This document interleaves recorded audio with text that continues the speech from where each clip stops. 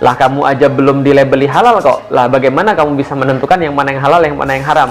Kamu aja belum dilabel halal, lalu bagaimana mungkin kamu bisa mengurusi sesuatu yang halal? Bisakah kemudian penguasa yang selama ini dinilai tidak islami, lantas kemudian mengurus hal-hal yang bersifat islami? Bahwa umat, bahwa rakyat sudah menginginkan, sangat kuat sekali mereka menginginkan penerapan aturan-aturan Allah, penerapan aturan-aturan Islam, syariat Islam. Mereka rindu akan kemudian Islam yang kemudian mengatur mereka. Kalau ente mau kekeh ingin mendirikan syariat Islam, khilafah namanya, versi ente, silahkan Anda diskusikan dengan ketua NU, silahkan Anda diskusikan dengan ketua Muhammadiyah, silahkan Anda diskusikan dengan seluruh pimpinan pondok pesantren yang ada di Indonesia. Silahkan, biar mereka yang ngomong, bukan ente yang ngomong.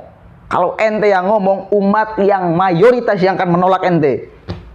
Minoritas mungkin akan membela ente karena membawa embel-embel agama, karena membawa embel-embel Islam, karena membela embel-embel apa. Yang itu pun umat tidak tahu apa itu sebetulnya khilafah, apa itu sebetulnya aturan Islam.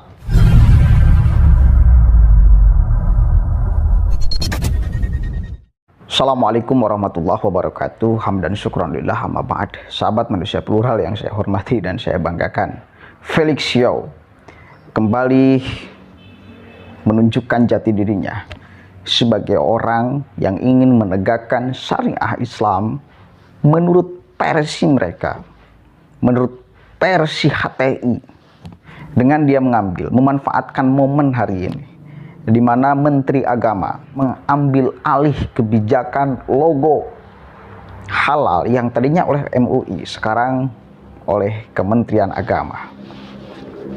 Dia menyeret umat di sana bahwa ketidakpercayaan masyarakat kepada pemerintah itu menjadi bukti bahwa pemerintah sendiri belum halal. Artinya mana mungkin orang yang masih belum halal itu bisa menentukan halal atau haram sebuah barang, sebuah produk. Jelas dia ingin mengatakan bahwa pemerintahan hari ini itu togut, bahwa pemerintahan hari ini yang menggunakan sistem demokrasi itu tidak sesuai dengan aturan atau ajaran Islam. Maka syariat Islam harus secepatnya ditegakkan. Cuma tidak kasar ngomong seperti itu, ngomongnya halus gitu loh. Maunya nyeret-nyeret umat, iya yang nyinyir, ya yang nyinyir urusan logo itu ya umat, memang umat, tetapi sangat sedikit sekali kalau dibandingkan yang setuju, saudara. Begitu, memang ada yang nyinyir pastinya. Jangankan urusan logo, Densus 88 menciduk teroris, ente juga teriak-teriak, seolah tidak netral, seolah mengalihkan isu, seolah ingin mencabik-cabik ulama. Padahal ya kalau teroris ya teroris, mau itu dokter, mau itu ulama, mau itu siapapun itu, kalau teroris ya teroris. Berarti ulamanya hanya menjadi jubah, dokternya hanya menjadi jubah, ya, atau siapapunnya itu hanya menjadi jubah. Ya, jati dirinya adalah teroris. Jadi hilangkan jubahnya, lihat jati dirinya. Kan mereka nyinyiri urusan kemudian Densus menangani orang-orang, teman-teman mereka yang punya pemahaman keliru tentang agama. Oke, tanpa panjang lebar kita lihat nih, apa kritikan Felix Xiao sembari menyodorkan syariat Islam untuk ditegakkan di NKRI ini. Kita lihat sama-sama. Kenapa ketika label MUI itu, label halal yang awalnya diterbitkan oleh MUI, ketika diambil alih oleh pemerintah, lantas kemudian menjadi polemik, lantas kemudian dibicarakan, dicurigai, atau kemudian mendapatkan selentingan-selentingan miring, ini sebenarnya karena selama ini rakyat atau umat tidak melihat adanya idealisme itu pada pemerintah. Tidak melihat bahwa penguasa itu mengerti dan memahami tentang Islam, lalu kemudian bisa dianggap untuk melaksanakan Islam. Nah, itu tidak dilihat sebelumnya. Kalau misalnya bahasanya ya, kalau bahasa gampangnya begini, lah kamu aja belum dilabeli halal kok. Lah bagaimana kamu bisa menentukan yang mana yang halal, yang mana yang haram? Kamu aja belum dilabel halal, lalu bagaimana mungkin kamu bisa mengurusi sesuatu yang halal? Misal, ketika melihat beberapa komentar-komentar daripada penguasa berkaitan dengan Islam, keberpihakan penguasa terhadap Islam misalnya, wajar ketika muncul selentingan-selentingan ini di antara umat, di antara rakyat misalnya. Misalnya contoh ketika ada komentar dari penguasa, rohis harus diawasi, LGBT harus dihormati. Nah, perkara-perkara semacam ini yang membuat rakyat menjadi ragu. Bisakah kemudian penguasa yang selama ini dinilai tidak Islami lantas kemudian mengurus hal-hal yang bersifat Islami? Jangan-jangan. Nah, muncul yang kayak begini. Nah, kenapa? Karena yang dilihat adalah selama ini ketidakpercayaan itu. Nah, tapi tentunya setiap hal tentu ada sebuah hikmah yang bisa diambil, sebuah hikmah yang bisa kita petik. Apa yang hikmah yang bisa kita petik? Bahwa rakyat sudah menginginkan, sangat kuat sekali mereka menginginkan penerapan aturan-aturan Allah, penerapan aturan-aturan Islam, syariat Islam.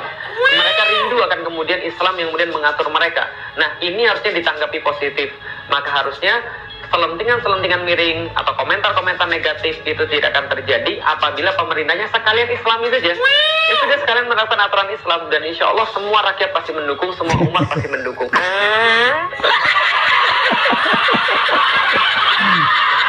Nah kan, apapun permasalahannya, khilafah solusinya. Kan dia ingin ngomong itu. Semua umat katanya akan menyepakati.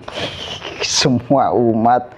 Organisasi ente aja yang mengkampanyekan tentang khilafah sekarang dibubarkan, dan umat yang kemudian membubarkannya.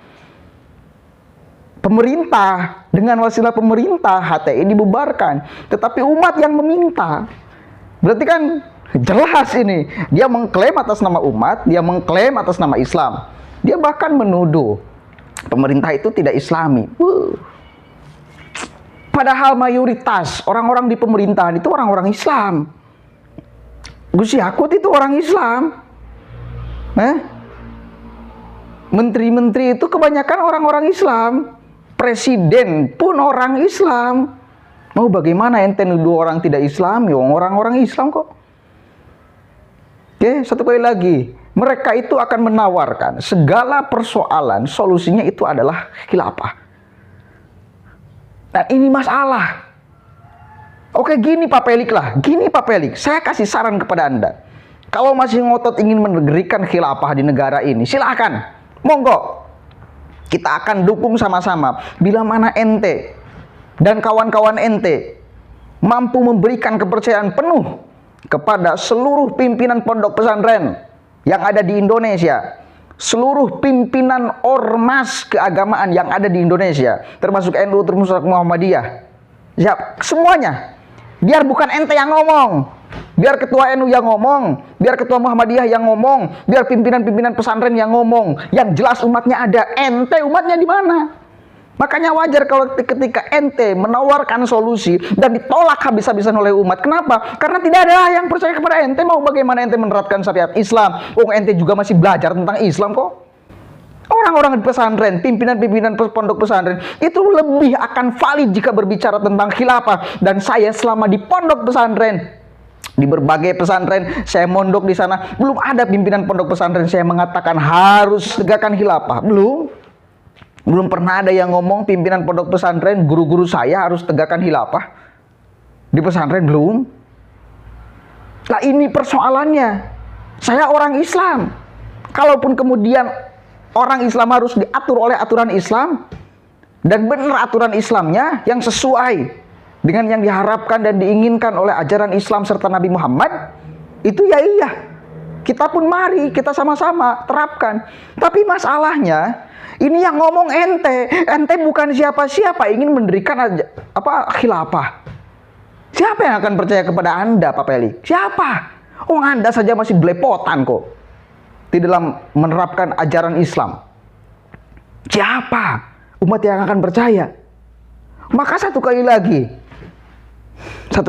nih, kalau ente mau kekeh ingin mendirikan syariat Islam, khilafah namanya, versi ente, silakan Anda diskusikan dengan ketua NU, silakan Anda diskusikan dengan ketua Muhammadiyah, silakan Anda diskusikan dengan seluruh pimpinan pondok pesantren yang ada di Indonesia. Silakan, biar mereka yang ngomong, bukan ente yang ngomong. Kalau ente yang ngomong, umat yang mayoritas yang akan menolak ente. Minoritas mungkin akan membela ente karena membawa embel-embel agama, karena membawa embel-embel Islam, karena membela embel-embel apa. Yang itu pun umat tidak tahu apa itu sebetulnya khilafah, apa itu sebetulnya aturan Islam. Demokrasi itu demokrasi di Indonesia, Pancasila di Indonesia sudah kurang islami apanya? Sudah islami kok. Ente aja yang kemudian nyinyirnya itu kelompok yang minoritas itu yang nyinyir, bukan yang mayoritas. Oke, memang ada yang nyinyir, tapi minoritas. Jangan ente klaim bawa-bawa umat. Ya, jangan ente klaim bawa-bawa umat, karena umat yang Islam khususnya tidak satu pepandangan seperti ente.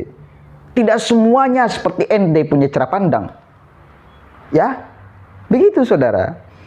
Jadi satu kali lagi dia ingin memanfaatkan momen sekarang, momen konflik, momen kemudian pengalihan kewenangan logo halal yang tadinya oleh MUI sekarang jadi Kemenag, itu dia manfaatkan sebagai untuk menawarkan solusi khilafahnya, memanfaatkan kegaduhan tentang polemik suara toa yang diatur oleh Menag Yakut sebagai penawarannya, solusinya adalah khilafah. Terus ente aja seperti itu. Saya heran sebetulnya, kenapa aparat itu tidak tegas kepada orang-orang pentolan-pentolan HTI. Jelas-jelas dia menyimpang, sesat, punya cara pandang di Indonesia. Aneh saya, kenapa masih diam saja? Orang-orang seperti ini tuh berbahaya loh. Dia akan terus menebarkan doktrin kesesatannya yang ada di Indonesia. Dia akan terus menyebarkan doktrin itu, virus itu terus akan disebarkan kepada generasi anak bangsa. Dan ini sangat tidak mendidik sekali. Jadi jangan klaim-klaim atas nama umat Islam, umat sudah gerah, umat sudah menilai pemerintah tidak Islami. Ente aja yang menilai seperti itu, dan kelompok ente yang satu kali lagi minoritas. Kurang tegas, minoritas. Allahumma fiqh lakum wa a'lam bishawab. Assalamualaikum warahmatullahi wabarakatuh.